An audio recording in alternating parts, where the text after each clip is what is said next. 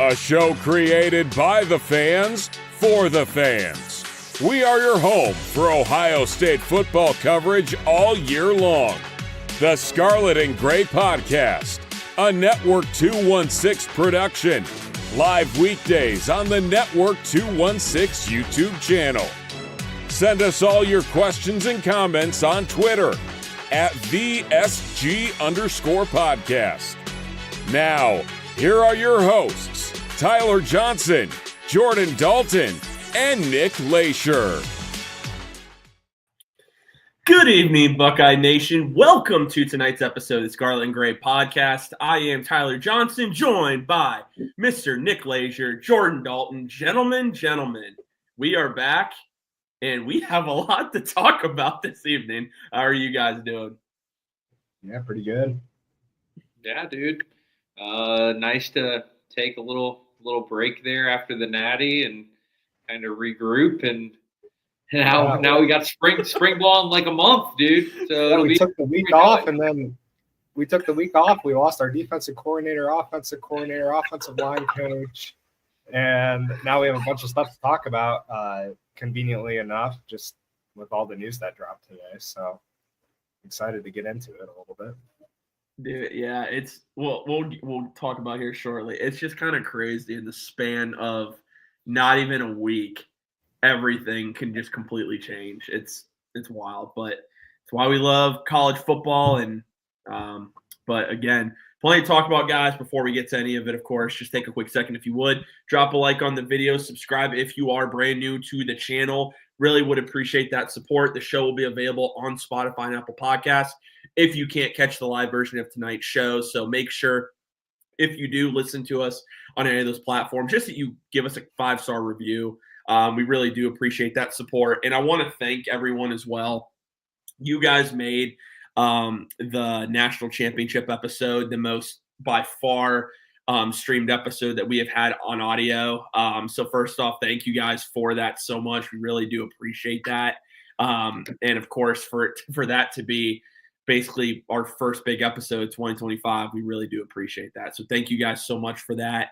And of course, as always, the Scarlet and Gray Podcast is proud to be brought to you by Wedgewood Estates, 600 South Trimble Rd, Mansfield, locally family owned and operated for 27 years.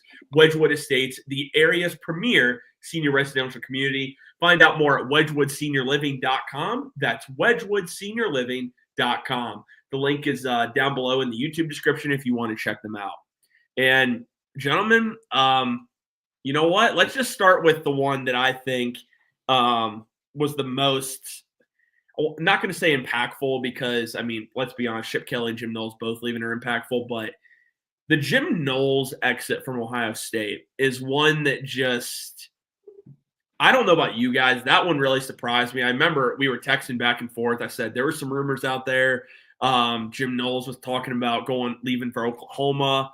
Penn State came in there. I know Notre Dame apparently tried to get involved too before they hired Chris Ash. But when you guys saw that Jim Knowles was leaving Ohio State, and it was announced on all days when Ohio State was celebrating their national championship at the Shoe with all the fans, what were your guys' thoughts when you first saw that?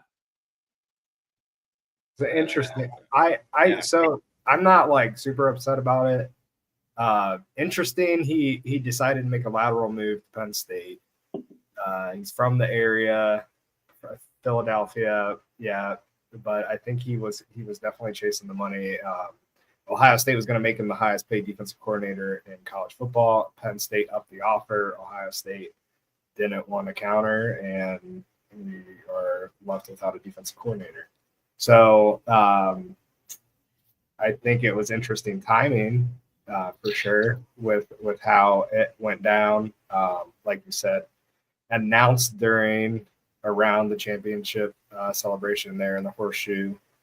I think there was like rumors that they had like or what was it? They were like shut off his access to the Woody and no access and everything like the night before.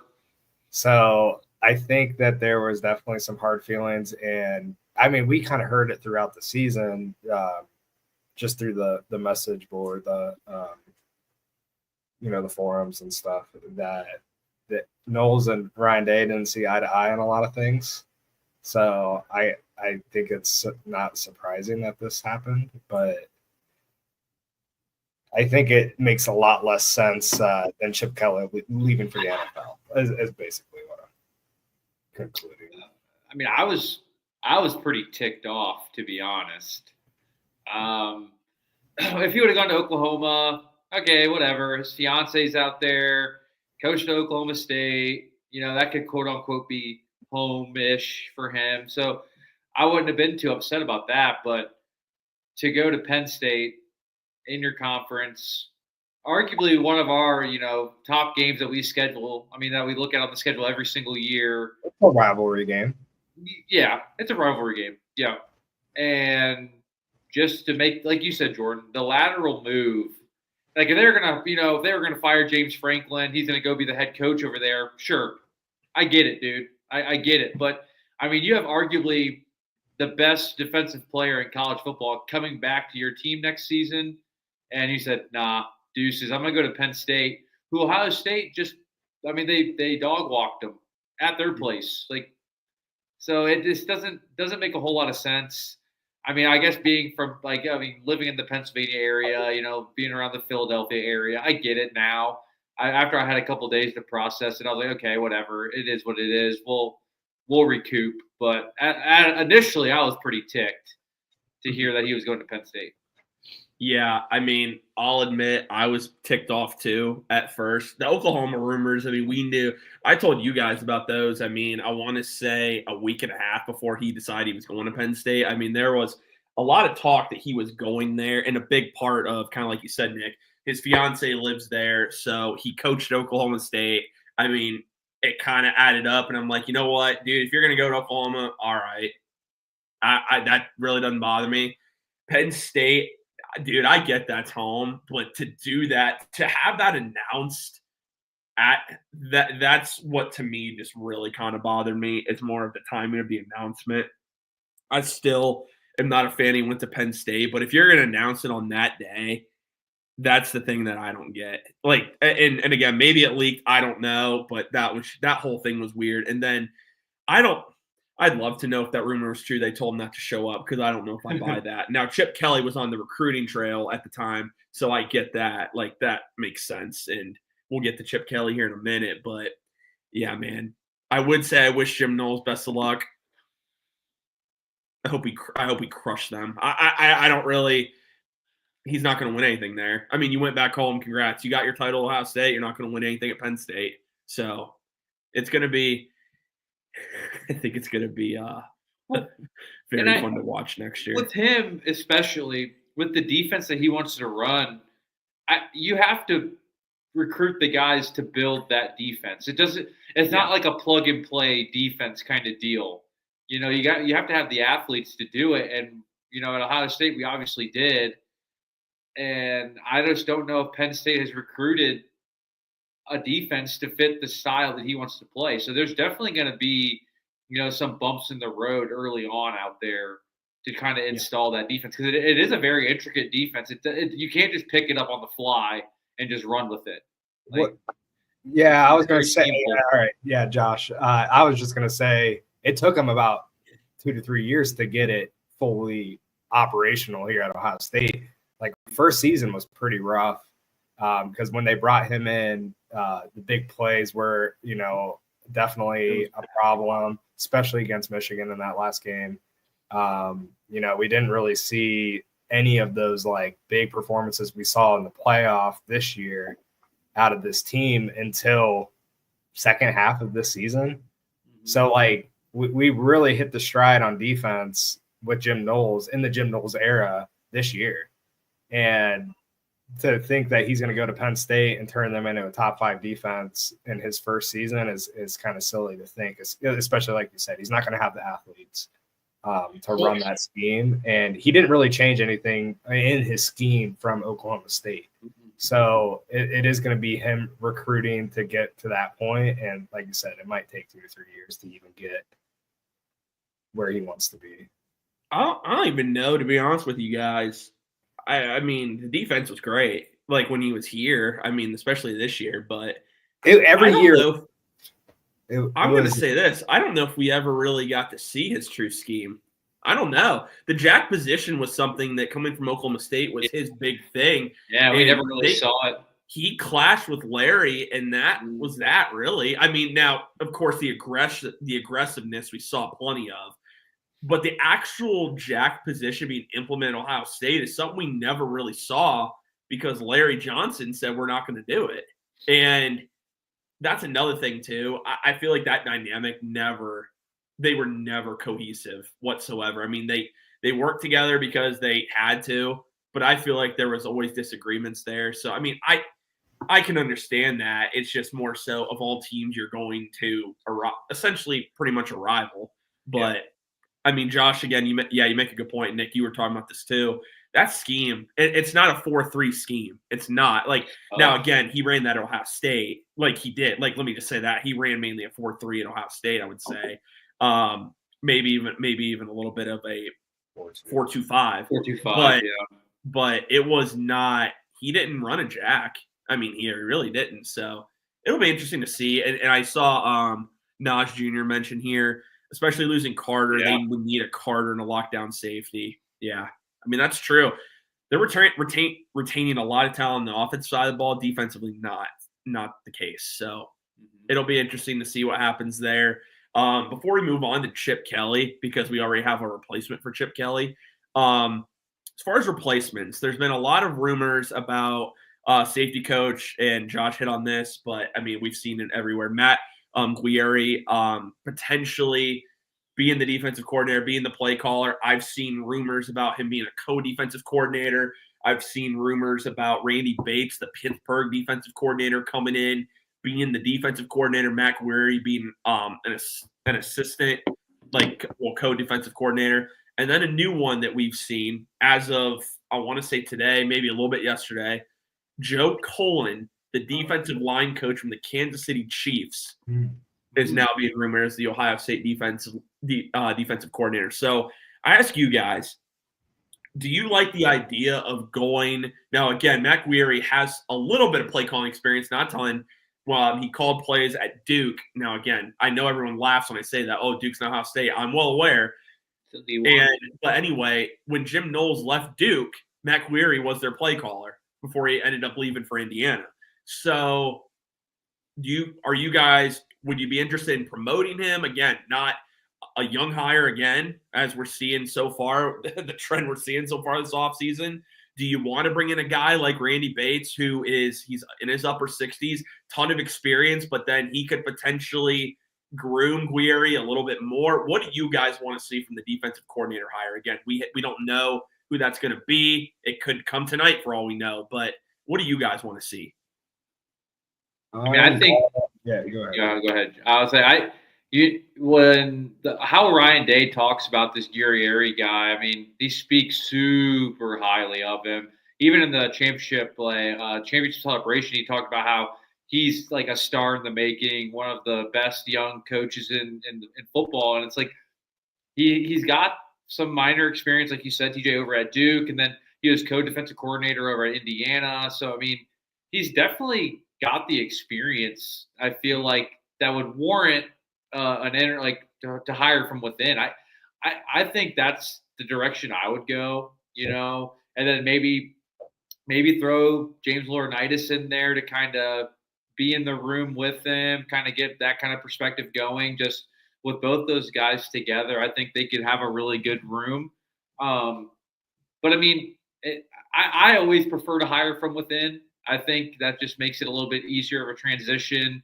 The players are already comfortable, and the scheme probably wouldn't change a whole lot, if at all. So I feel like hiring from within is always the better option if you have a viable candidate. And I think in this case they do. Yeah. Before you jump in, JD, real quick, sorry.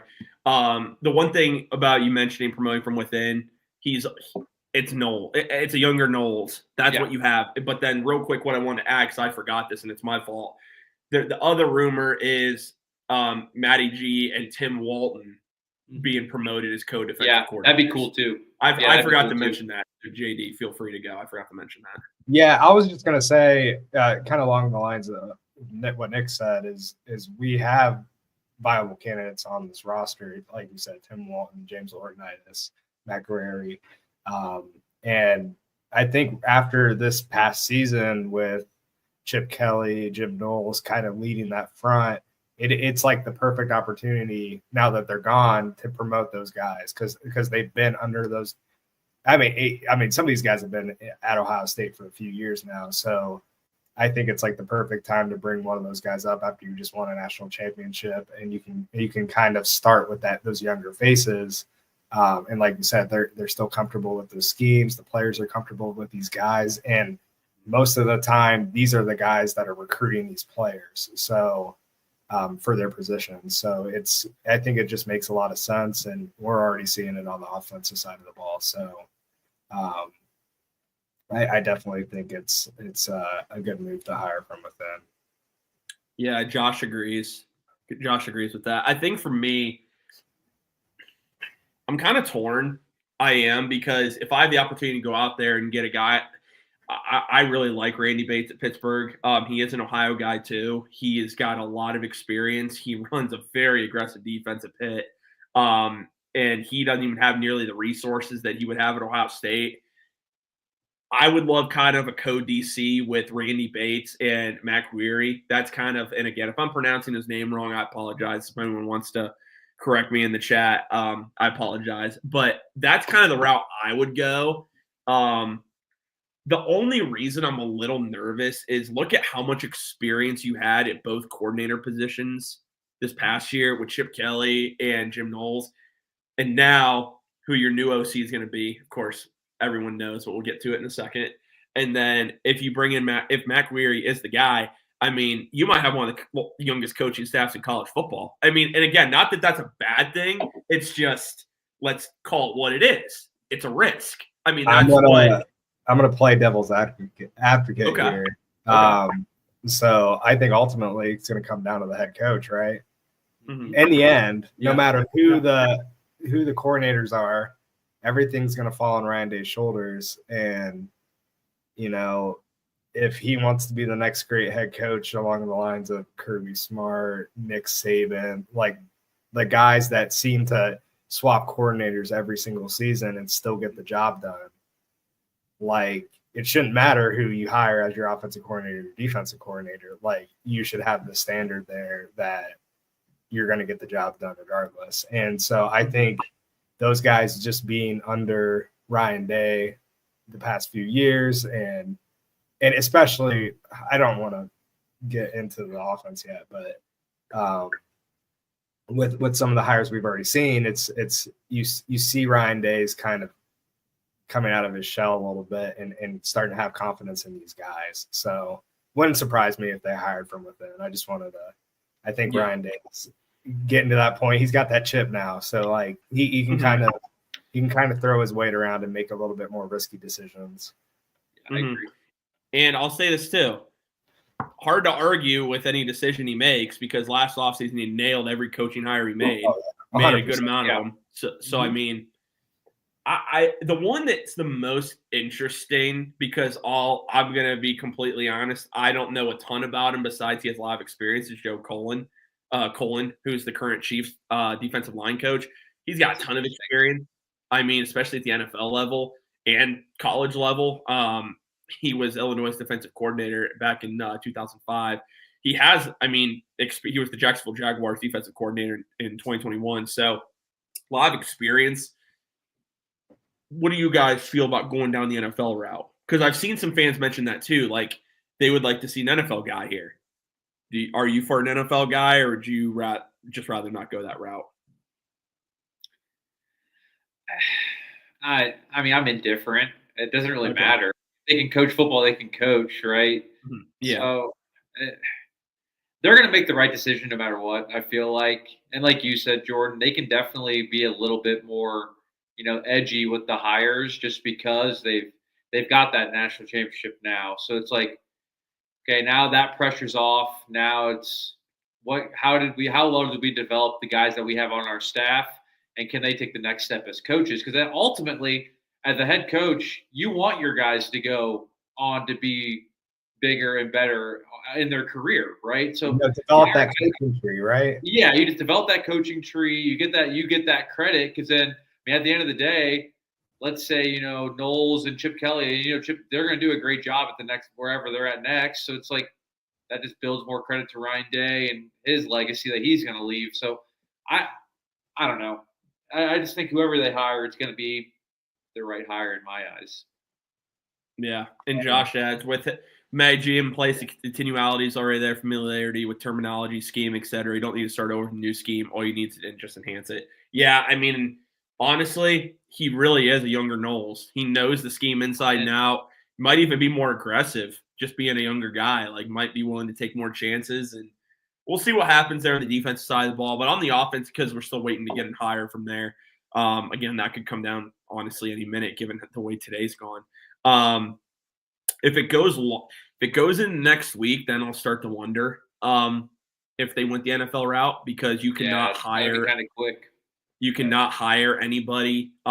So for anyone in the chat that's wondering this, and if you either NFL or college teams, you can't hire somebody from the NFL if they're still currently playing. So the Buckeyes wouldn't be able to hire Joe Cullen if that is indeed the hire. So just something to keep in mind. Nothing's announced this week, and they wait. And you see something early next week, I'm just saying that might be a little bit of a key there. Factor, yeah. We did get news, though. I don't think we're really surprised by this, but Ohio State is promoting Brian Hartline. Now, he is technically already he's a co-offensive coordinator, but moving forward, Brian Hartline will be Ohio State's offensive coordinator, and it is expected that he is going to call plays. So there's been a lot of mixed reaction about this from the fan base. What are your guys' thoughts on this? Because there are a lot of people that say, he's a great recruiter, okay, but he was already before Chip Kelly got here. He was already here, and clearly Ryan Day decided that he needed to call, Ryan Day needed to call the plays, even though he said, I'm going to see how Hart does and make that decision. What do you guys think? Because now he is going to let Brian Hartline call the plays. We have some player reaction that we'll get to here in a second, because we've had a couple players interact with us on social media, share their thoughts. But what do you guys think about Brian Hartline calling the plays moving forward? Go ahead, JD. I mean, we've never seen him call plays, so it's definitely going to be an experience. And we just saw a masterclass in play calling from Chip Kelly in the playoffs. It's going to be hard to combat or to, follow that up. Yeah, follow that up next year. But we had talked about it offline about how Chip Kelly, leaving to go be the offensive coordinator for the Raiders under Pete Carroll. What that was going to look like for us. Is Ryan Day going to go back to play calls or calling plays? And we were immediately like, there's no way, because the success we had, his first year not calling plays, number one. Number two, he already got so much heat for calling plays in the past. I don't think he was going to willingly take that back on. So I think it just goes back to what we had talked about with, hiring in-house. I think, Hartline's taken another couple years and learned under Chip Kelly. He's knows this offense inside and out. I think he knows what Ryan Day wants out of his offense and what kind of plays he wants to run, what the scheme's going to be. He knows these players that are coming up, especially on the wide receiver, quarterback side of the ball. The guys that are going to be the guys that he has recruited personally. So I think he's going to want to get those guys the ball, and he's going to want to sling it around. So I'm not opposed to it. It's just going to be an interesting couple of weeks, and granted, if you guys have looked at the schedule, it's a pretty easy couple of weeks to open the season, besides the Texas game. After that, we have Grambling, we have a couple of cupcakes. Yeah, and so that Texas game might be rough. I mean, we don't really know what to expect offensively. So I think it's risky. We're getting into spring ball. We'll see kind of how it's reported on and what the reporters are saying about the offense and if we can expect something similar to last year. But it's going to be a lot of question marks on Brian Hartline calling plays for sure. And the big thing is we'll even know this year if we're going to have a spring game. I mean, there have been teams already talking about cutting it out. Yeah. So, I mean, that's a whole other thing. Nick, what are your thoughts, man?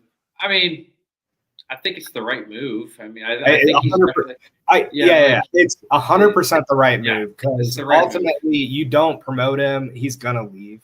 He's going to leave. Yeah. This is the right move to keep him around. Yeah. Especially after he interviewed for the West Virginia job, didn't get the head coaching position. So it's like he's already kind of looking like it's obvious that he's trying to further his career, right? So I think this is definitely just the right move. I mean, I'm excited for it. I mean, he's a Buckeye through and through. There's no one else that I'd rather be our offensive coordinator than Brian Hartline right now. He knows the players. He knows their skill sets. He's going to put them in the positions to succeed, I think. And like you said, Jordan, it's going to be bumpy. It's going to be a little bit bumpy, trying to find his rhythm as a play caller. But like you said, after that Texas game, got a couple games to kind of hit their stride and really figure it out. Because honestly, you're going to have a first-year quarterback at the helm also. So first-year starter, that is. Regardless of who it is, it's going to be a first-year starter at Ohio State with a new OC. So there's going to be some growing pains, but I think eventually down the road we'll look back on it and say, this was definitely the right move. And like you said, TJ, youth is really what's coming up in this league, especially at the college level. The younger guys, they just seem to, they're evolving as the sport is evolving. It's not the game is so much different than it was 5-10 years ago. So, you need those fresh new ideas, and I'm sure Hartline's going to have some of his own little wrinkles that he's thought of. And I'm excited for it. I think it'll be exciting. I'm just curious to see if he's going to remain on the sideline or if he's going to be up in the booth. Because I think that totally is a different dynamic also. Because he's always communicating to his guys on the sideline. He's always had that ability. So when you're up in the booth, you don't get that hands-on interaction until halftime. So it'll be something to look out for once we get the season rolling. What I'm really curious about with Hartline is he still going to have the title of wide receiver coach? Do you move Keenan Bailey to wide receiver coach and then potentially bring back Kevin Wilson to coach tight ends, which he has done before? There's a lot of different dynamics here that are at play. I will say, personally, I think he should be in the booth. I feel like as a first-time offensive coordinator, you have a much better view of just everything from up there. Yeah. Again, I don't know because I've never been in a booth. I've never been in a booth, so I'm not here to say one way or another. What this is, I agree it's the move you make to keep him here because I do agree with that. He clearly has been looking at other opportunities. He's not really been shy about that. There's rumor about Cincinnati. That still hasn't been confirmed, but I believe he interviewed for that job. I'll still believe he interviewed for that job. He wanted the West Virginia job and didn't get it. This is the move you make if you want to keep him. It's definitely the risky move as opposed to do you go after Joe Moorhead from Akron, who there were rumors there. Do you go after Jason Candle from Toledo? He interviewed for the job last year, reportedly. Do you go after a guy like that? Do you go after a Shannon Dawson from Miami after what you saw the Miami offense do with Cam Ward? I mean, do you go after a big fish in Will Stein and poach him from Oregon? I mean, there was a lot of different rumors out there, but at the end of the day, it's probably not my number one choice, but I do understand why they did it. And I think the player reaction too kind of tells me that I think they ended up making the right move here because again, you don't want to lose Hartline. I do believe they don't want to lose him.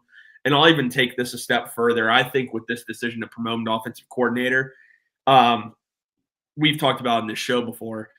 I don't think Ryan Day's at Ohio State for the next 10 years. I do think at some point he wants to jump to the NFL. I don't really think that's news to anybody. This is that opportunity then to, if that happens with Ryan Day, Brian Hartline most likely is on deck for the head coaching job. Something else too to look at there. But I am curious to see how he calls plays.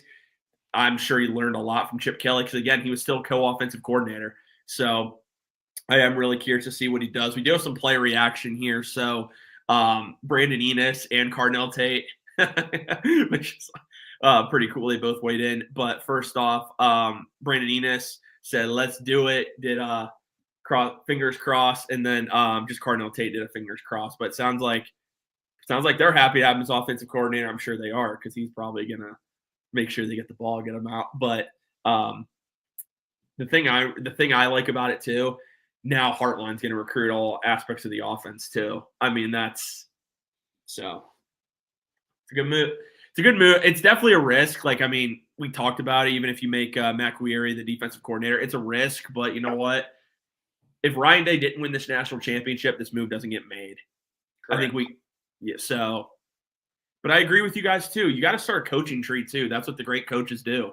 And Ryan Day, for the most part, really hasn't done that, I want to say. I mean, unless you guys can think some assistants. I mean, that now again, I'm just drawing a blank. I don't know if you guys can think of anybody, but no one really comes to mind for me. But real quick, I just thought of this. Alan Clark, I know some fans have asked about that. He assistant defensive line coach. He left Ohio State to go be the outside linebacker coach at Texas.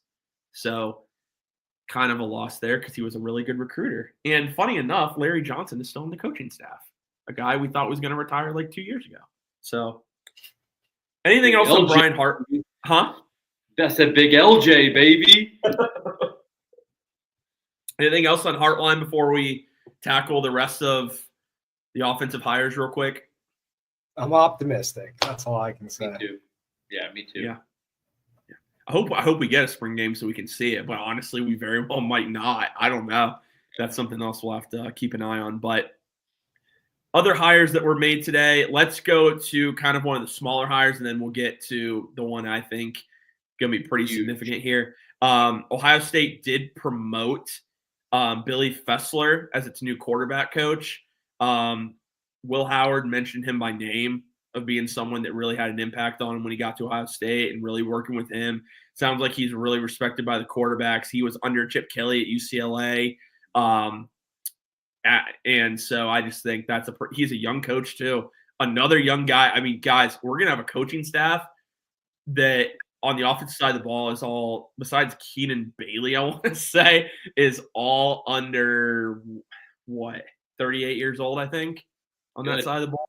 That's crazy to think about. It really is. It's just you're building the foundation for the future doing it that way. Yeah, you are. You really are. Because again, whenever Ryan Day decides to head the NFL, because again, I think that's a foregone conclusion at some point, you might have a couple guys in house that you might like for that potential position. But anything on Billy Fessler, again, I think solid hire. Especially, I had a feeling he might get promoted after what Will Howard said. I think that really stuck out a little bit. And I think the experience just working under Chip Kelly. So I think that's going to kind of be a seamless transition. It sounds like he was already the assistant quarterbacks coach, even though I don't think he technically had that title. It just says he was a coaching assistant, but it sounds like he worked with the quarterbacks during that time. Any other thoughts on Billy Fessler? Hopefully he can develop Julian Sain into a stud starter next season. Absolutely. All right, now the big hire. So first off, let me just say this. Justin Fry interviewed for the Bears job, and I was like, okay, all right. And then randomly on, I want to say, was it Sunday or I don't remember the day, I found out that he was hired, and I was shocked, as the Arizona Cardinals offensive line coach. Were you guys shocked by that? For me, that came out of nowhere. I mean, I knew he interviewed for the Bears job, but I didn't see anything about Arizona, even on the radar. I didn't know he interviewed for the Bears. So yeah, I didn't either. Yeah, I mean, Paris Johnson seemed to be pretty excited to be reunited with him. So I mean, but I mean, we know that developing and coaching the position has never been his problem. You know, that's never been the issue. It's just been bringing the talent in. So, I mean, at the NFL, at the next level, you don't really have to worry about recruiting talent. You just have to go coach the game, and he's proven. I mean, like this playoff run was just enough, I think, to turn a lot of heads at the next level because it's like he coached his tail off. Oh yeah. I mean, the way he was able to scheme it up and put the right guys in the right position. Yeah, I mean, good for him. It's going to be. I mean, that's definitely a big step in his career. Yeah, and TJ, you've been one of his harshest critics, and you even gave him, a hats off at the end of the season, and just with what he was able to do with such a depleted line and moving guys around and using two guards and swapping them out mid-game or mid-series, and ultimately the line just played lights out, kept Will Howard upright. We ran the ball successfully, and just doing all the things you want an offensive line coach to do, and he did it at an extremely high level. So I feel like he knew that he had an opportunity to coach at the next level, and he wanted to do it. And so hats off to him. And I mean, even with all of our other coaches, Jim Knowles, Chip Kelly, Justin Fry, all leaving, you see that a lot with teams that win championships in college. Those coaches, they'll capitalize on that success, and NFL teams want success, and so they want to bring in successful people. And you see it every year. Georgia wins a national championship. Goodbye to Todd Monken. He's the offensive coordinator in Baltimore. Saw it a lot in Alabama. They were going through offensive coordinators every single year. Tommy Rees left and went somewhere, and so it's definitely not an odd situation for Ohio State to be in. It's great that we were successful and won a championship, but it just means we have to reload those coaching staff. And so, but I know you're going to get into it, but I do like the hire and the guy that we brought in for sure. Yeah. So I'll admit, first off, I'm going to be transparent. I knew nothing about this hire. This was they were really quiet about this. I mean, I didn't see any rumors of anyone interviewing or so shout out to Ryan Day and his staff for keeping this quiet because I had no clue. One, I wasn't expecting because, again, I was thinking we're going to throw a boatload at Notre Dame's offensive line coach who has clearly been interviewing for other jobs, and he's been open about it. And I know he's one of the best in the country. So I was like, okay, well, that would make sense to go that route. But anyway, Ohio State has hired Virginia Tech offensive coordinator Tyler Bowen as the new offensive line coach. So Bowen he has been a tight ends coach in Jacksonville. He and also co-offensive coordinator there. He was a tight ends coach at Penn State. He is responsible for recruiting Penn State stars Alu Fashanu, who is an All-American left tackle. He now plays, I believe, for the Dolphins. I could be wrong on that one. I don't know. I haven't studied his career enough. An All-American tight end, of course. Everyone will know this name. Tyler Warren. He's only 35 years old. Was Maryland's offensive line coach in 2017. And he was at Fordham for another 2 years. So, I mean, this is a guy that's a lot of experience. I mean, a lot of experience. He's actually on Urban Meyer's Jacksonville staff. So, for anyone that wants those connections. But what do you guys think of this hire? Like I said, this one came out of nowhere for me. I'm just going to be honest. I have no idea who this guy was. And one thing it sounds like, he is a great recruiter. Developer. Now, I can't say much on the development side, but I'll tell you what, it sounds like he is a very high-level recruiter. That's something they wanted to address with this hire. Yeah, it was almost like they heard you and watched this podcast when you were screaming about getting a guy that can recruit offensive linemen. So I think that one was definitely what stood out to me when just reading about his history was his, being the director of recruiting at Penn State. He's part of the James Franklin coaching tree, played under him at Maryland when James Franklin was offensive coordinator. And then he was part of the staff there at Penn State. So he's got some Big Ten ties and he's familiar with Ohio State. And I think it goes to show that guys will leave D1 programs as an offensive coordinator to be a assistant coach at Ohio State, and bring that experience and get that opportunity, because they know that Ohio State will kind of catapult them to a bigger and better job. So I don't expect him to be here long, but I expect him to do a great job while he's here. Yeah, I mean, I think his resume speaks for itself, you know, and like you just hit on it, Jordan. It's amazing what winning a national championship does, and the kind of attention that it brings to your program. And yeah, I mean, another young guy, which you love to see, another young guy just keep building that foundation. Like you said, great recruiter. I mean, it's everything you want. I mean, so it's going to be interesting to see, you know, how it works out and how it shakes out. But again, it's another offensive mind to kind of help Brian Hartline along, a guy that's done the OC job for 3 years at the Division I level, and you know, it's nothing but good things. And I'm excited when that came across. Yeah, I was with you, TJ. I didn't know much about him either, and then once you do some of your own research and you look into things, it's like, okay, that was pretty solid hire. But I mean, yeah, tough, some big shoes to fill on the development side and scheme side of that. But yeah, recruiting is definitely, I mean, we're probably going to see an uptick in the next couple of years, which is always a good thing when you can bring big bodies in. Yeah, I think too with him, he's going to be the run game coordinator, it sounds like. So that'll be off of Brian Hartline. Now, again, Justin Fry, I believe, did that as well. But I think it is important just to note that, because Virginia Tech always ran the ball very well.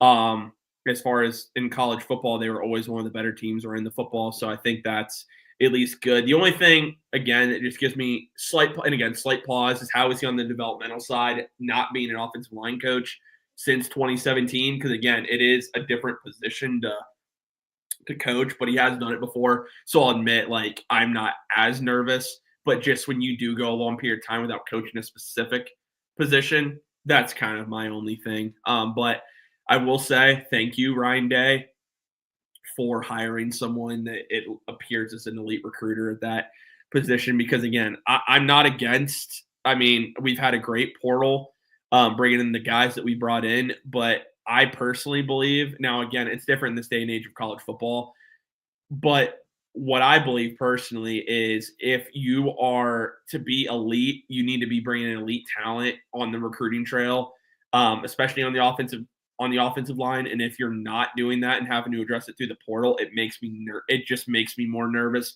regardless if these guys are juniors or seniors or whatnot, because offensive linemen, it takes time for them to really have that cohesion on the offensive line. And I'd rather it be a sophomore that can step in that's already very familiar with the guys that are around him because he's practiced with them. And so I like this hire. And again, I'm looking forward to doing more research on him because, again, being transparent, I don't know as much about him as I would like. But again, you look at the coaching staff, the offensive coaching staff is young. And so it's definitely interesting. When you go from the staff we had this past year and now you go to the one we have now, it's night and day as far as age. I mean, Brian Hartline, 38. Carlos Laughlin, he's actually the elder statesman, 47. Keenan Bailey, 33. Keenan Bailey is 33 years old. Wow. Okay. I didn't know that. Tyler Bowen, 35. And Billy Fessler's 29. So very young offensive staff. I'm trying to think, am I missing any other? It seems like there's been so much news.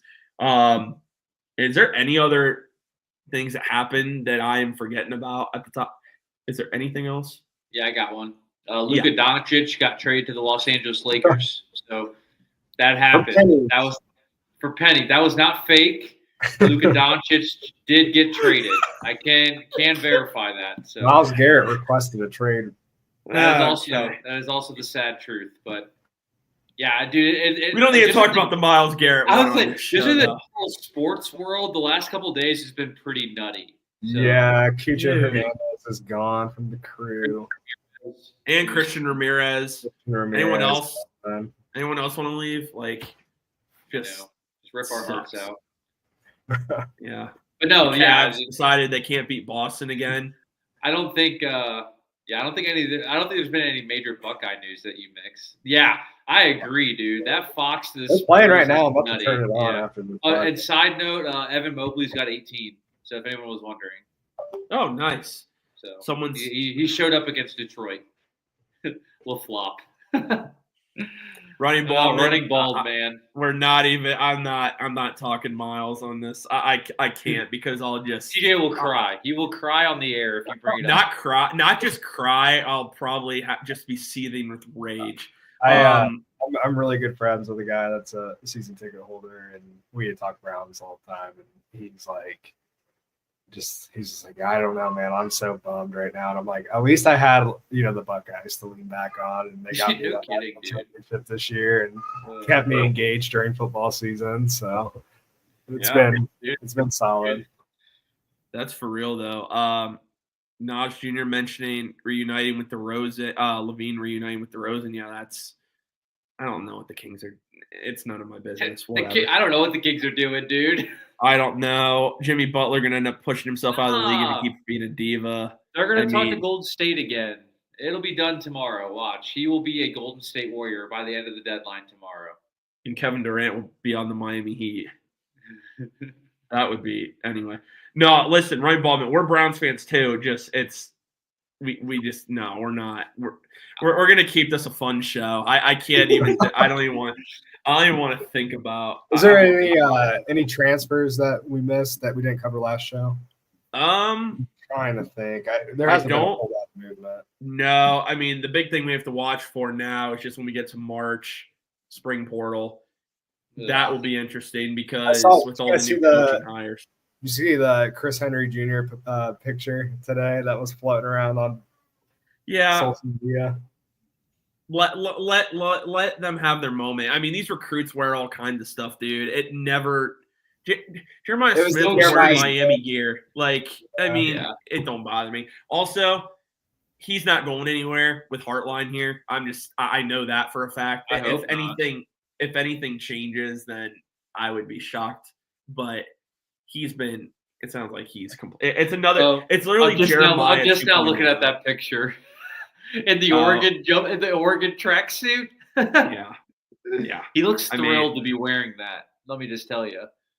Yeah, and Michigan fans think they actually have a chance with him, even though he straight up laughed at that. Low key, Michigan kind of cleaned up in recruiting this cycle, man. They landed that 5-star tackle today, and he was the last 5-star that wasn't signed, and they landed. We'll see if he stays there his whole career because that dude's decided to decommit and commit other places like 3 or 4 times. So we'll see. This day and age, man, you never know. Yeah, man. That's why, spring portal, it could get nutty again, just because, if you don't get that spot on the depth chart that you want, all right, deuces, fam. You guys, real quick, did you guys happen to see that video of? I believe there's some guy from Oregon claiming that Jeremiah Smith wasn't a generational talent. Did he watch what he did? Did he watch what he did to his own team? Did he play against Oregon? Yeah, I think did he have a pretty good game against? Was it a player? A player at Oregon said that? No, I think it was an Oregon analyst.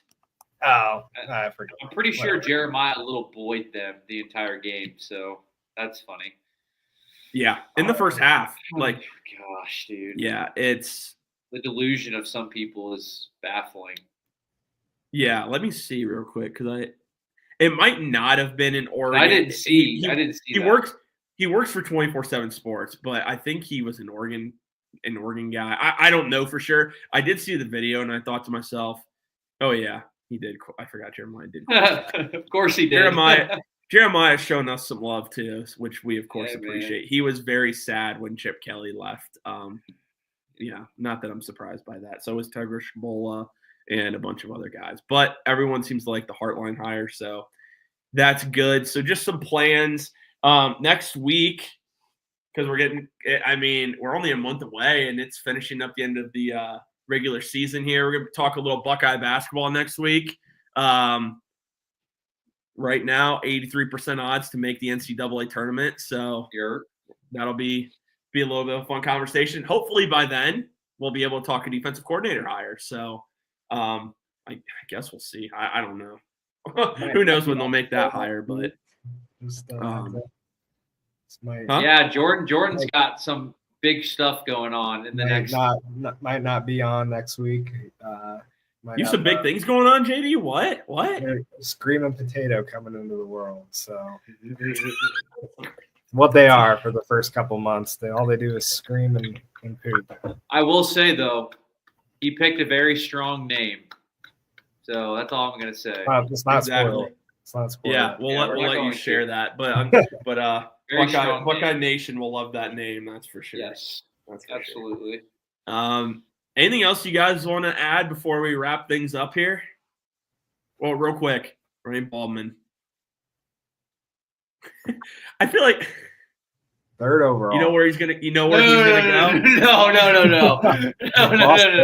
He's going to Las Vegas. He's gonna be reunited with Chip Kelly in Las Vegas. That's my prediction too. It just makes too much sense. That would be hype. It does, seriously. Unless they trade up and get Shedeur Sanders. I don't want to talk draft right now. Come on.